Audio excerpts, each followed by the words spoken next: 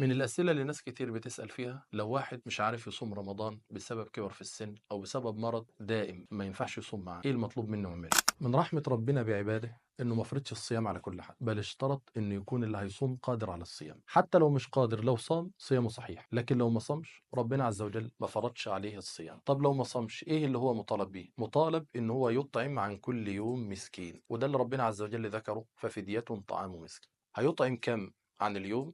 هيطعم عن اليوم مد ده فتوى أكتر من صحابي، والمد المقصود بيه تقريبا حوالي كيلو إلا ربع. لو أخرج عن اليوم اللي هيفطره كيلو ونص تقريبا فهو أحوط وأبرأ لذمته. من رحمة ربنا عز وجل بعباده إن هو ما فرضش الصيام على كل الناس، بل يشترط عشان خاطر حضرتك تصوم إن أنت تكون قادر على الصيام. طب لو أنا مش قادر وصمت، صيامك صحيح ما عندناش فيه مشكلة، لكن لو ما استطعتش لا يجب عليك الصيام. طب أنا لو ما صمتش، راجل كبير في السن، ست كبيرة في السن، مريض مرض مزمن ولا يستطيع الصيام، في الحالة دي حضرتك هتطعم عن كل يوم مسكينا. اليوم اللي هتفطره هتطعم مسكين. هتطعم المسكين كام؟ هتطعم المسكين كيلو الا ربع تقريبا من ارز او نحوه. ان اخرجت عن اليوم كيلو ونصف يكون احوط وابرع. هل ينفع ان انا اطلع الاطعام ده قبل رمضان؟ لا، الصحيح انه ما ينفعش ان انت تخرج الاطعام ده قبل رمضان، بل الاصل ان حضرتك مش مطالب تطعم قبل فجر كل يوم. يعني انت حضرتك هتصوم مع فجر كل يوم، ما استطعتش يبقى انت حضرتك واجب عليك اطعام لهذا اليوم. ممكن تجمع أيام وتخرج الإطعام، ممكن، لكن أنت تخرج هذا الإطعام قبل رمضان لا. لو عجب حضرتك الفيديو